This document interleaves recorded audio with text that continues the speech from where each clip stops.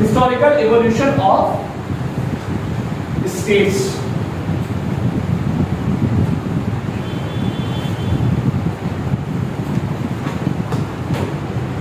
ठीक है, तो एज पर योर बुक इसमें जब लिखा हुआ है कि जब हमारा देश आजाद हुआ, जब हमारा देश आजाद हुआ 1957 के बाद, तो भारतीय हिस्सों के कितने भागों में डिवाइड किया?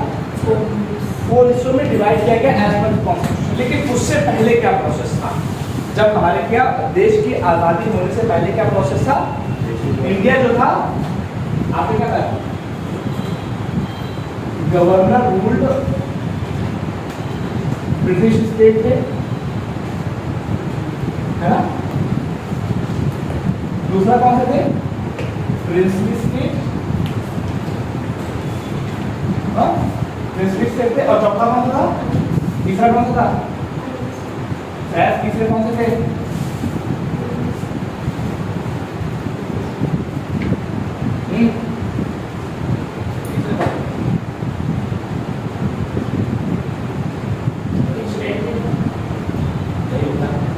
Chief commissioner provinces,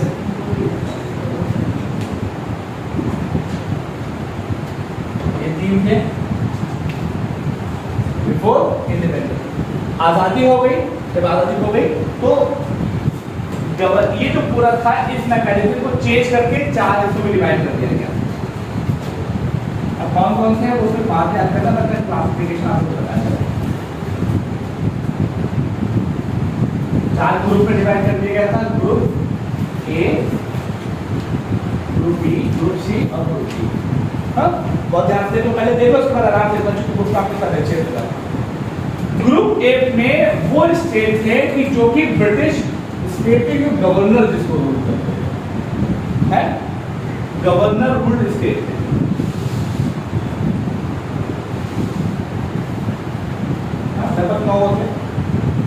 group B में कौन थे?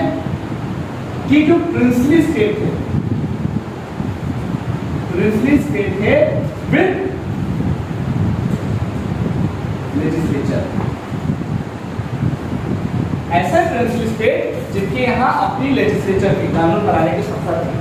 दूसरी तरह और तीसरे में क्या थे कि चीफ कमिश्नर प्रोविंसेस वाले थे प्लस ब्रिटिश प्रिंसली स्टेट वाले भी थे।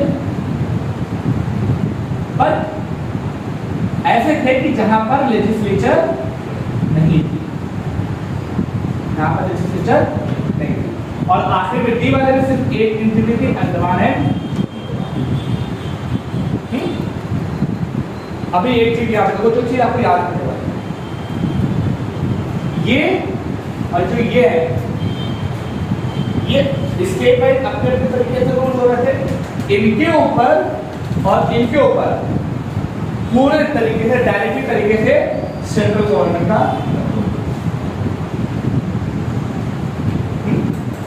तो पॉइंट ये है कि आजादी मिलने से पहले जो भारत का डिवाइड था, भारत में क्या था, कुछ ब्रिटिश स्टेट थे जहां पर उसके गवर्नर रूल करते थे, डायरेक्टली वो लोग रूल करते थे।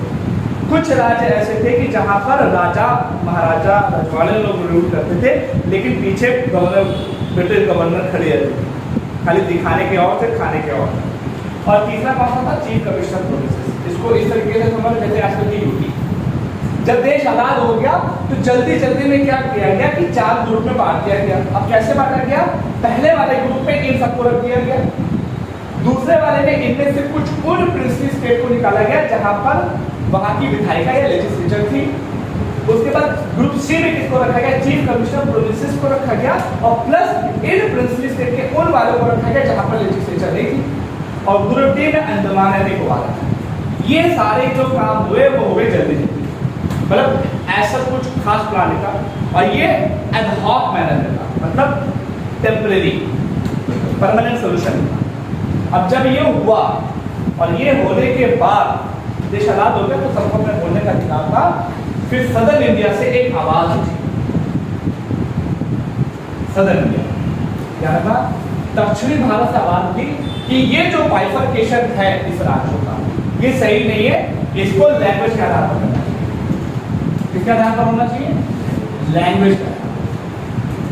सिंपल छोड़िए कि भाषा के आधार पर इसको खत्म करके भाषा के आधार पर भारतीय राज्यों का गठन करना चाहिए। सबसे पहले कहां थी? साउथ इंडिया से।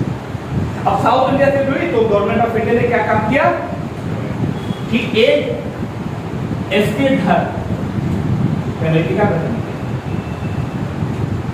क्या काम किया? एसके धर कमेटी का गठन। एक कमेटी बनाई, हेड कौन थे? एसके धर साहब। उनको ये काम दिया गया कि क्या ये जो मांग उठ रही है इसको पूरा करना सही है या नहीं, क्या भाषा के आधार पर भारत का मानचित्र को फिर से चेंज किया जाए, स्टेट को डिवाइड किया जाए। तो उसके लिए पहले कमेटी बनाई गई इसके साथ, और उन कमेटी ने अपनी जो रिपोर्ट थी वो पब्लिश की उसी साल कर दी थी। और पब्लिश करने के बाद कह दिया कि नहीं, लैंग्वेज के आधार पर नहीं किया जा सकता, अगर डिवाइड करना है तो इस आधार पर करो कि वो प्रशासनिकता में थोड़ा सा आया हो, मतलब कि एडमिनिस्ट्रेटिव कन्वीनियंस हो।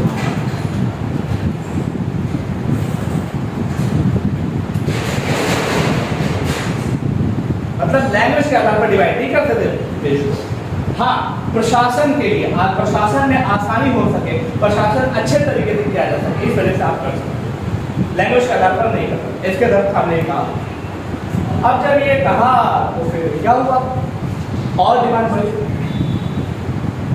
और डिमांड बढ़ी, फिर लोगों ने और इंटेंसिफाई किया।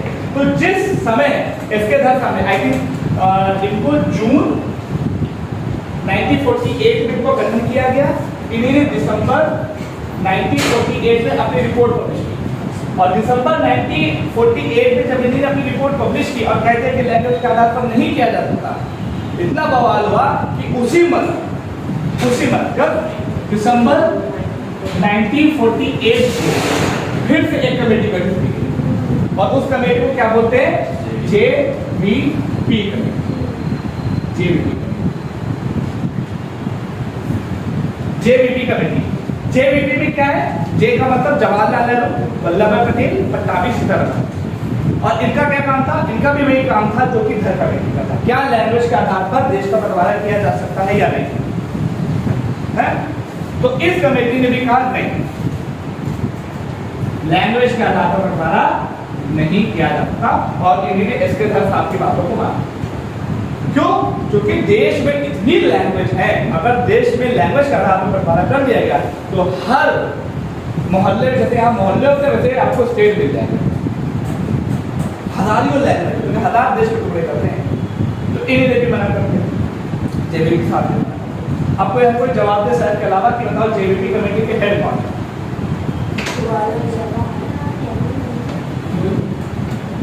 जेवीपी जैसे इसके अंदर कमेटी की हेड कौन थे? इसके अंदर साहब। जेवीपी कमेटी के हेड कौन है?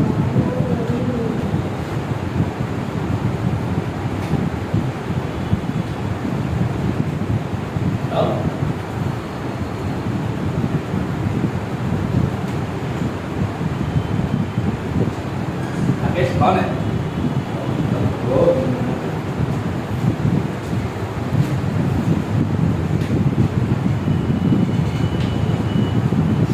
श्रेया कौन है? कोई हेड नहीं है, ना ही कोई हेड है, ना ही कोई करने वाला। इसी वजह से जेवीपी तीनों के नाम लिख लिए गए। जरा जेवीपी कमेटी का कोई हेड नहीं है, ठीक। इन्हीं ने भी मना कर दिया। अब जब ऊपर वाले ने मना किया तब बवाल स्टार्ट हुआ, तो जेवीपी कमेटी बनी। अब जेवीपी कमेटी ने भी मना कर दिया तो और बवाल स्टार्ट हुआ। और बवाल स्टार्ट हुआ तो इसके बाद क्या हुआ कि साउथ इंडिया में कांग्रेस के एक लीडर थे, क्या नाम था उनका? पोटी श्रीरामुलु। ये कांग्रेस के बहुत प्रोमिनेंट लीडर है। इवन गांधी जी के इतने मानने वाले थे कि गांधी जी ने बोला था कि अगर श्रीरामुलु वाले तरह के 11 लोग अगर कुछ मिल जाए तो वो बहुत तेजी से देश को आजाद करवा देगा। कितने मजबूत कांग्रेस के लीडर। और कांग्रेस यहाँ पे क्या कह रही कि देश का बंटवारा लैंग्वेज का आधार पर नहीं होता। और बैठ गए एकदम अंदर स्ट्राइक में तबली वाली, नहीं कुछ नहीं खाएंगे, अन्ना जा रहे तो पानी पी रहे थे, बैठ गए नहीं खाएंगे। कितने डेज? 56 days approximately.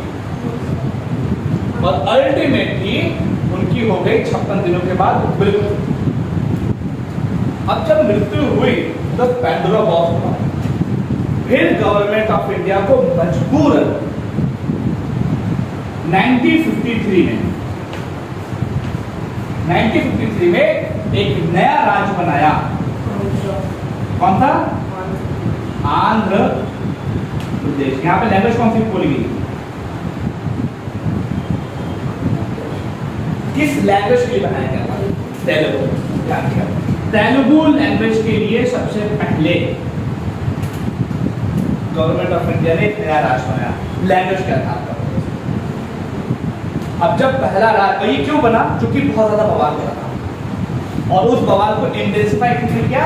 सिरिल रैमोसा साहब की 56 दिन की हंगर स्ट्राइक और उनकी डेथ। इतना परेशान हुई गवर्नमेंट ऑफ इंडिया कि एक राज्य उसने आंध्र प्रदेश बना दिया। अब ये बताओ कि आंध्र प्रदेश उस समय किस राज्य को काट के बनाया गया?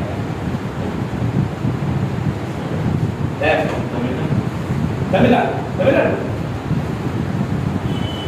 किस राज्य को काट के बनाया गया?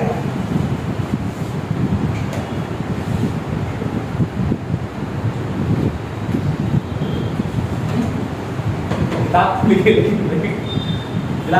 किस राज्य को काट के बनाया गया? बंगाल। बंगाल में बच्ची कहाँ है? अगर भारतीय तो कहाँ यहाँ पर? एमपी से जवाब है एमपी। महाराष्ट्र अभी तक है ही नहीं। महाराष्ट्र और गुजरात बॉम्बे से अलग।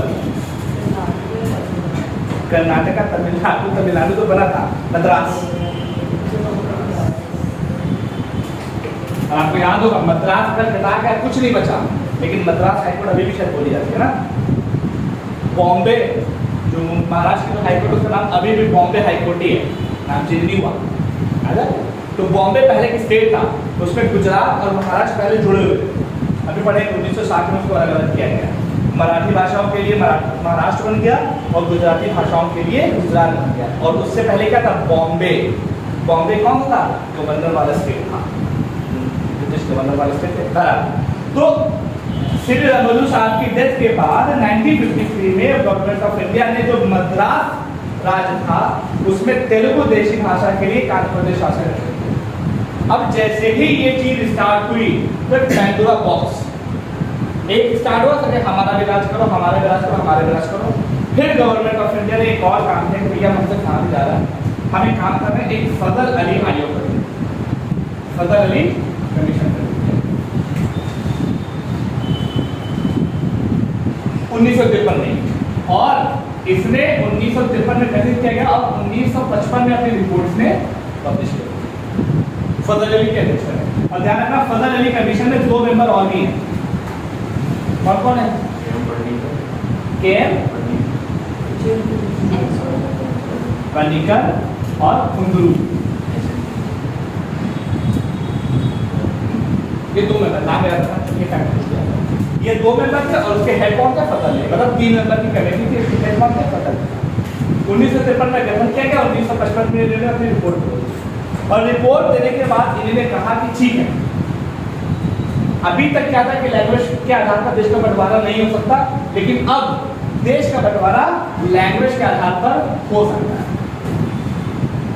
लैंग्वेज के आधार पर हो जाएगा, बट एक राज्य एक लैंग्वेज ये परमिसिबल नहीं।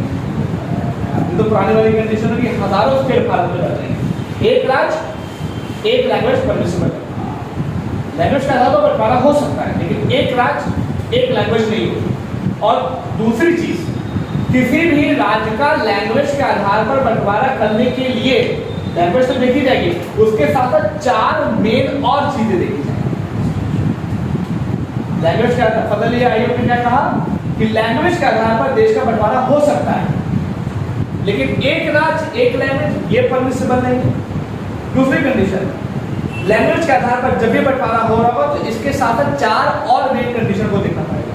तो 4 मेन कंडीशन क्या क्या है?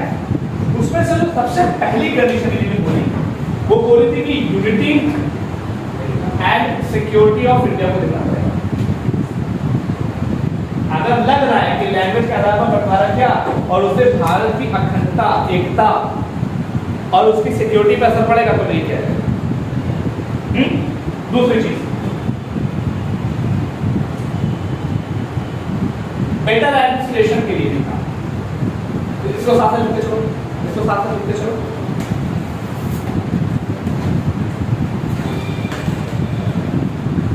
Administrative financial consideration,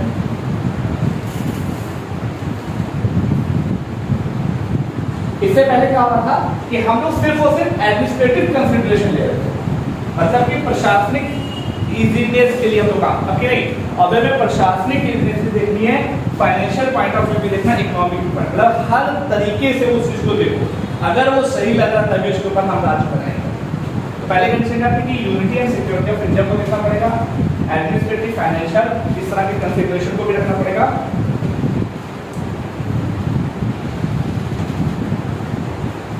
linguistic and cultural homogeneity भी, होमोजेनिटी का मतलब होता है एक रूपता,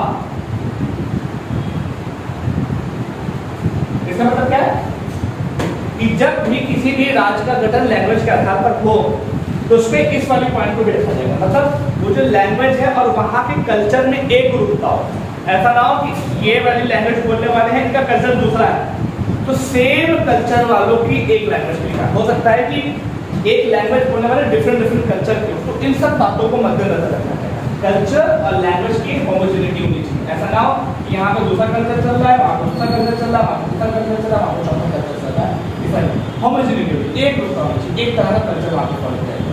जैसे आपने देखा होगा कुछ फोक डांस होते हैं कई कई रीजन में, फोक डांस पता है, फोक डांस लाइक डांस पता है फोक डांस, भरतनाट्यम क्या, भरतनाट्यम का फोक डांस, कुचिपुड़ी कहाँ का है, क्लासिकल डांस कितने इंडिया में, 29,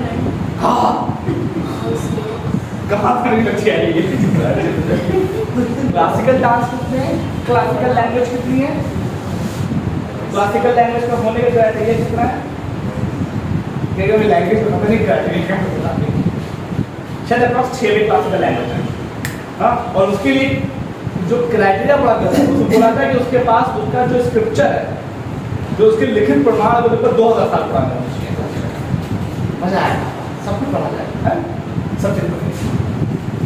व्हाट इज द पॉइंट? तीन कंडीशन होगी, चौथी कंडीशन ये है कि प्लानिंग एंड वेलफेयर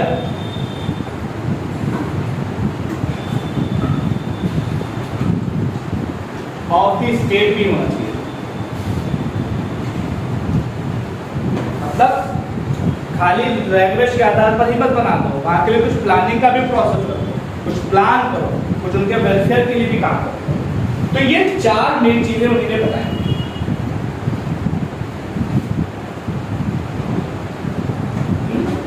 और ये बोला कि अगर ये स्टेट के लिए प्लानिंग या वेलफेयर के लिए काम करो, वो स्टेट के लिए सिर्फ क्यों होना चाहिए, as well as for the nation, मतलब नेशन के लिए भी। अभी मैं इसको समराइज करूंगा, 4 पॉइंट खाली लिख लो, ये बहुत इंपॉर्टेंट है।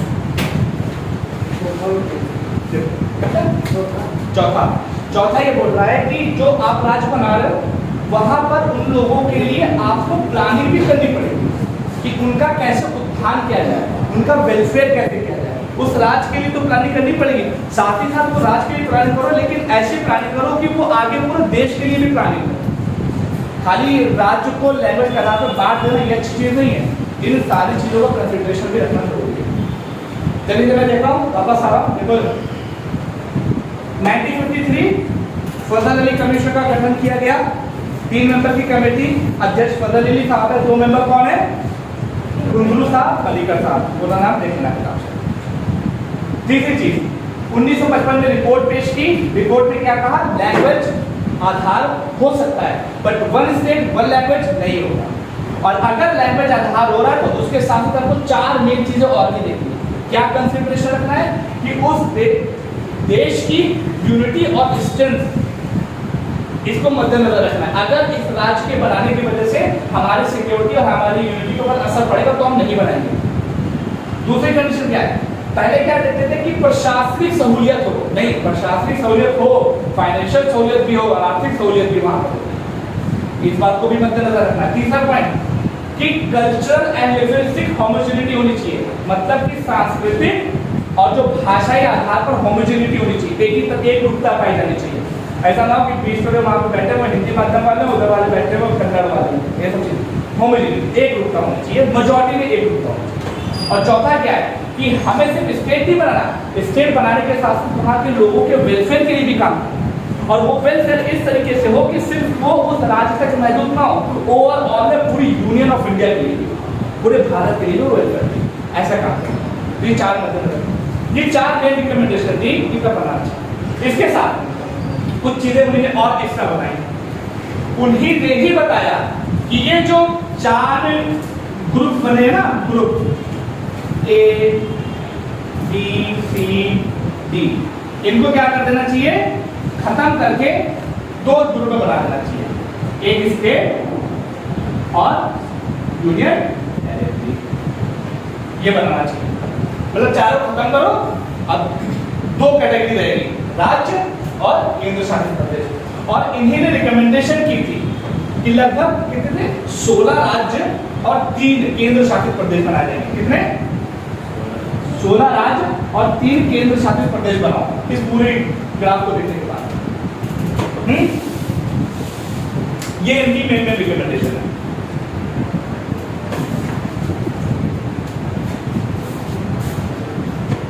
ठीक है, फिर से देखो कि इन्हीं ने दूसरी रिकमेंडेशन की, जो चार ग्रुप का जो क्लासिफिकेशन था, इसको खत्म करके स्टेट और यूटी में बदल देना चाहिए। और इन्हीं ने यूटी नहीं, इसको यूटी तो मैं लिख दे रहा हूं, इसको लिखा था सेंट्रली एडमिनिस्ट्रेटेड टेरिटरी। इसका मतलब वही है ना। तो कहा कि 16 होने चाहिए और 3 ऐसे होने चाहिए। ये इनकी मेन रिकमेंडेशन थी।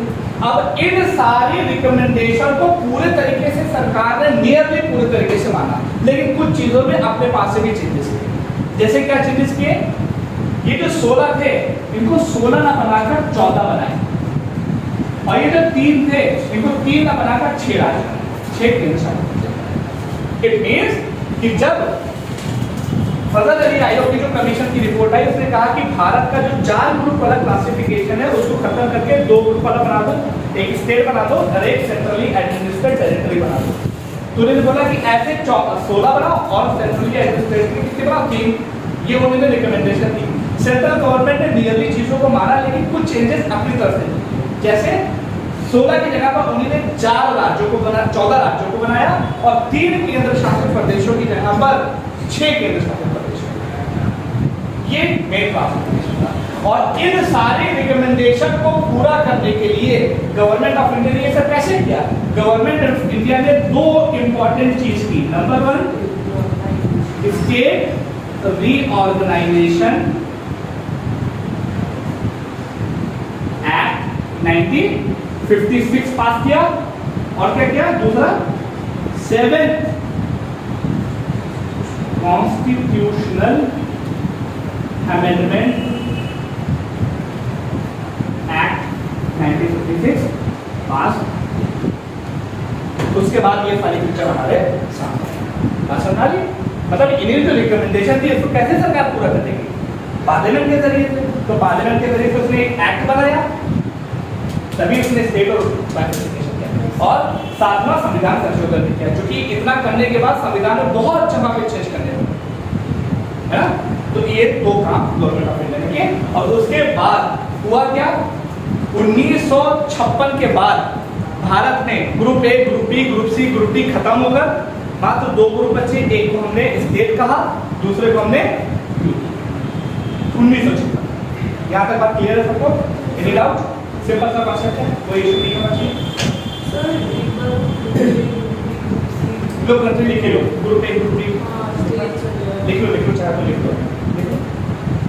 इसको ना यहाँ पर न्यू स्टेट आफ्टर 1956, और ये काम आप ही लोग करोगे। बस मैं इसमें थोड़ा बहुत जो देखिए चीजें शेयर करने वाले को बताऊंगा, बाकी काम सिर्फ झटके वाला है, नोटिफिकेशन है, कुछ और चीज नहीं है। और ये आपको याद होना चाहिए, इसमें कोई कॉन्सेप्ट नहीं, कॉन्सेप्ट यहाँ तक है ही नहीं। चलो ठीक है। अब क्या होगा कि 1956 के बाद जब ये क्लासिफिकेशन हो गया तो क्या नए स्टेट बनना स्टार्ट हो गए? आंसर था नहीं। उसके बाद भी नए नए स्टेट की डिमांड अलग अलग समय पर उठती रही। जैसे उसमें सबसे पहला नंबर पर नाम आता है आपका महाराष्ट्र और गुजरात का, है ना। महाराष्ट्र और गुजरात दो अलग अलग एंटिटी है, वो एक राज्य में रह रहे। कहाँ पर? बॉम्बे। बॉम्बे में मराठी भाषी भी है और गुजराती भाषी भी है। अब इन्होंने कहा हमारे लिए अलग अलग सिस्टम बनाओ, तो मराठियों के लिए महाराष्ट्र बन गया और गुजरातियों के लिए गुजरात। ये सिंपल सा बात है, कुछ दिखना है। इसके बाद आपकी जो कंडीशन आती है दादर और नागर हवेली, बस इसको याद कर रखना। दादर और नागर हवेली किसके पहले कब्जे में था? पोर्तुगीज। कब वो वहां से छोड़ के भागे और किस संविधान संशोधन के तहत उनको भारतीय भाग का हिस्सा बनाया? बस इतना याद। उसके बाद आपका गोवा दमन द्वीप किसके अधिकार क्षेत्र? देखो याद रखना, ये सब पूछा जा चुका है, क्योंकि अब टेंडेंसी यूपीएससी की हो गई है कि 20 साल पुराने क्वेश्चन पूछते हैं और 20 साल पहले इसी तरह का क्वेश्चन पूछे जाते हैं। किसके अधिकार क्षेत्र में था? कभी आजाद हुआ, कभी एक नया प्रोसेस। तो गोवा दमन द्वीप के बारे में थोड़ा प्रोसेस रखना। किसके अधिकार क्षेत्र था? पोर्तुगीज, क्योंकि भाई दमन द्वीप, दादर नागर हवेली, गोवा आजू बाजू में इसी द्वीप में। अब ये कहाँ पर है? ईस्टर्न कोस्ट पे है, वेस्टर्न कोस्ट पे? दक्षिणी वेस्टर्न कोस्ट पे, यहाँ पर है। कहाँ पे? उसके बाद नेक्स्ट क्या? पुडुचेरी। पुडुचेरी किसके अधिकार क्षेत्र में है? फ्रेंच के अधिकार क्षेत्र में। ये याद रखना है। दमन द्वीप, दादर नागर हवेली, गोवा इसके अधिकार में पुर्तगाल के, और जो आपकी पुडुचेरी है वो फ्रेंच में। जैसे पीएफ याद रखो, प्रोविडेंट फंड होता है सबका, पीएफ, तो पी फॉर पुडुचेरी और एफ फॉर फ्रेंच। तो पुडुचेरी किसके अधिकार क्षेत्र में? फ्रेंच का। ये कब आजाद हुआ? लगभग 1962 के बाद भारत का हिस्सा बना। यही सब बाबा जी। नागालैंड का फॉर्मेशन क्या है? हरियाणा, चंडीगढ़, हिमाचल प्रदेश। एज सच कुछ याद रखने की खास जरूरत नहीं है, लेकिन आप लोग अगर चाहो तो याद, इसमें कोई कॉन्सेप्ट नहीं है, कोई कॉन्सेप्ट नहीं है कि इसमें क्या तरीके का प्रोसेस है। जो सिक्किम है, सिक्किम जो है, सिक्किम के बाद उसका अधिकार था चोग्याल डायनेस्टी का। चोग्याल डायनेस्टी, चोग्याल एक वहाँ का प्रिंसली स्टेट है, जैसे मैंने बताया कि किससे था, तो उसी में से चोग्याल डायनेस्टी थी। तो जब देश आजाद हो गया तो भी वो सीधे तरीके से रूल कर रहे थे। अब हुआ क्या कि 3-4 चीजें जो सिक्किम से याद करना बहुत जरूरी है।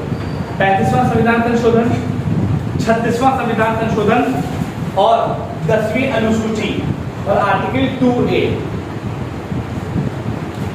10वीं अनुसूची, सिक्किम जब आप इस रिस्पेक्ट में पढ़ोगे तो आपको 3-4 फैक्ट याद रखना। पहला 35वां संविधान संशोधन, दूसरा constitutional amendment, 36 constitutional amendment, 10th schedule and article 2A। अभी आएगा बता, यही तो देखो देखो चोग्याल कब तक राज कर रहे हैं? 1947 तक। अब 1947 के बाद जब भारत आजाद हो गया तो भारत की वहां पर स्थिति क्या है?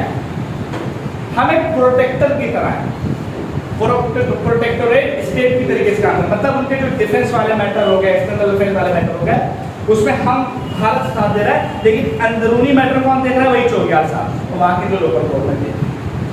1947 से लेकर ये चीजें चल रही थी, लेकिन फिर 1974 तक ये आया। ये 1974 तक चला। 1974 के बाद वहाँ के लोगों को लगने लगा कि यार चोग्याल को हटाना चाहिए, ये मजेदार पर्सन नहीं है, ये लोग अच्छे नहीं। तो वहाँ पर हटाने के लिए उन्होंने कहा कि अब हमारा प्रोटेक्टोरेट स्टेट से, मतलब कि उसको जो प्रोटेक्ट करने वाले स्टेट की संज्ञा से हटा के भारत का इसमें इन्वॉल्वमेंट ज्यादा होना चाहिए। तो इसके लिए गवर्नमेंट ऑफ इंडिया से बोला गया, तो गवर्नमेंट ऑफ इंडिया ने इसके लिए एक एक्ट पास किया, संविधान संशोधन किया, जिसे क्या बोलते हैं? 35th constitutional amendment act. और 35th कॉन्स्टिट्यूशनल अमेंडमेंट एक्ट ने दो इंपॉर्टेंट चीजें अपने संविधान में है। पहली थी 10वीं अनुसूची और article 2A। Article 2A specifically Sikkim के लिए यूज किया गया था और उस समय जो 10वीं अनुसूची थी वो स्पेसिफिकली सिक्किम के लिए यूज की गई। मतलब अगर आपसे क्वेश्चन पूछा जाए कि भारतीय संविधान में सबसे पहले 10वीं अनुसूची कब इंट्रोड्यूस की गई और उसमें अगर आपका आ जाए ऑप्शन 35वां संविधान संशोधन, तो आप ध्यान रखना क्योंकि 35वां संविधान संशोधन से पहले वो ऐड की जा चुकी है। अब जब ये ऐड की गई हो गया काम, तो वहां पे धीरे धीरे प्रोसेस चल रहा था। भारतीय संविधान ने चीजें ऐड की नहीं बता तो बोला तो ध्यान से समझो क्योंकि यही इंटरेस्टिंग फैक्ट है, बाकी पूरा इसके बाद कुछ नहीं। तो ये प्रोसेस किया गया और ये स्पेसिफिकली सिक्किम के लिए किया गया, लेकिन अभी ईयर गुजरा ही नहीं थे, साल गुजरा ही नहीं था। वहां के लोगों ने कहा नहीं, अब हमें चोटियाल 1% भी नहीं चाहिए, हमें एकदम हटाओ और भारत को सिक्किम को एकदम भारत का इंटीग्रल पार्ट बनना है, सिक्किम को एकदम भारत का इंटीग्रल पार्ट बनना है। अब उसके बाद गवर्नमेंट ऑफ इंडिया ने क्या काम किया, एक और संविधान संशोधन लेके आया। पहले वाले में 10th शेड्यूल और आर्टिकल 2A ऐड किया गया। वो 1947 से ही चला था। देखो 1947 से लेकर 1974 तक प्रोटेक्टोरेट स्टेट की तरह भारत काम कर रहा था, मतलब जो उसके एक्सटर्नल मैटर डिफेंस वाले मैटर को भारत देता था। 74 में वहां के लोगों की थोड़ी उत्तेजना बढ़ी और उस उत्तेजना के चलते भारतीय संविधान पार्लियामेंट ने क्या काम किया, 35वां संविधान संशोधन पेश किया। उसमें दो इंपॉर्टेंट चीज ऐड की, आर्टिकल 2A और शेड्यूल 10 ये ऐड की। और ऐड करने के बाद जब चीजें चलने लगी, फिर वहां के लोगों का सेंटीमेंट और कहना कि अभी और नहीं चाहिए, अभी हमें और इंटीग्रेशन चाहिए भारत के साथ, और कहा कि अब हम फुल फ्लेज तरीके से भारत के साथ ऐड होना चाहते हैं। जब ये बात वहां के लोगों ने ही डिमांड करना स्टार्ट की, तो पार्लियामेंट ने कैसे अच्छी क्या बात है, तो 36 कॉन्स्टिट्यूशनल अमेंडमेंट एक्ट पास किया गया और ये जो 10th शेड्यूल है और 2 है इसको दिया गया रिपील कर दिया गया, मतलब खत्म कर दिया गया। और खत्म कर दिया गया और खत्म करने के बाद उसको शेड्यूल 1 में ऐड कर दिया, यही जाएगा। नहीं सुन रहा है, देखो 36वें संविधान संशोधन के साथ वो चेंजेस जो 35वें संविधान संशोधन के द्वारा किए गए थे उसको खत्म कर दिया गया। क्या क्या किया गया था, तो शेड्यूल और आर्टिकल 2 है तो खत्म किया गया। अब क्या हुआ, भारत का मेन पार्ट बन गया सिक्किम, तो भारत का मेन पार्ट बन गया, तो अब उस सिक्किम को कहाँ रखोगे, नहीं तो रखोगे अनुसूची 1 में रखोगे ना, तो अनुसूची 1 को रख दिया। अब उनके लिए राज्यसभा में कोई सीट भी होगी तो उसके लिए हमने अनुसूची 4 को भी चेंज किया, तो 35 और 36 इसको ध्यान में रखना। 10th शेड्यूल था वो स्पेसिफिकली किस तरीके से वो भारत का हिस्सा बन के रहेगी, क्या है क्या नहीं है, उसके बारे में एक्सप्लेनेशन दिया हुआ था। वो सिर्फ सिक्किम से रिलेटेड था, क्या था उसमें नहीं जाना क्योंकि 10th शेड्यूल अब बदल चुकी है, बस इतना ध्यान रखिए कि वो सिक्किम से रिलेटेड थी जब 35वें संविधान संशोधन के तहत उसको अब वो चेंज होगी। अब क्या हुआ, 1985 का ईयर आया, 1985 से 1967 का ईयर था, तो आया हमारा केस हो रहा था। तो 1985 में 52वें संविधान संशोधन के तहत फिर से 10वीं अनुसूची ऐड की गई, वो एंटी डिफेक्शन लॉ के लिए दरबदर कानून, दो वाली खत्म हो गई है। तो बस ये ध्यान रखना कि पहले भी आ चुकी थी, बस इसमें इससे ज्यादा बस क्रोनोलॉजी आपको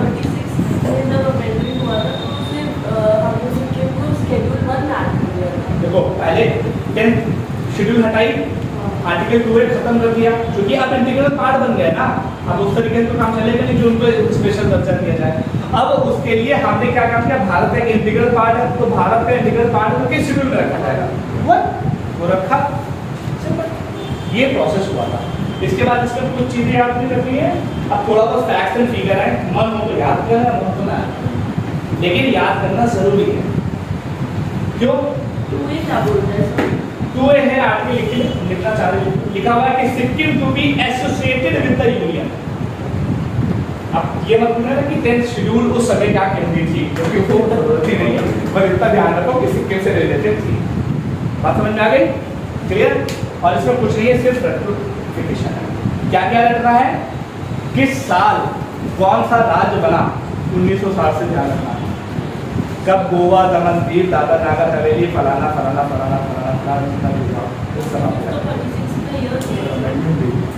अमेंडमेंट इंपॉर्टेंट है, कुछ अमेंडमेंट इंपॉर्टेंट, खास करके 35 सब्जेक्ट तो जरूर याद रखें। हाँ